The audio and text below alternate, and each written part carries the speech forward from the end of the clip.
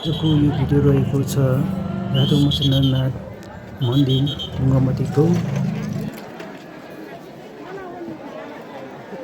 आज पेनु बिचा भएकोले धेरै मान्छे उपस्थित भएका छन् यस ढुङ्गामती ठाउँको रातो मच्छरनाथ मन्दिरमा।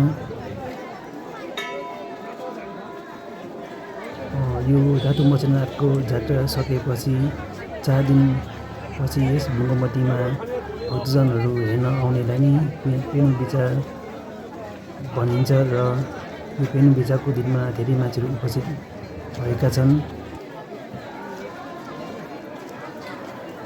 आज जात्रा सकेको 4 दिन भयो र यहाँ भक्तजनहरू आएका छन् पूजा गर्नको लागि यस ढुङ्गामती ठाउँमा। आज एकदमै भिडभाड रहेको छ।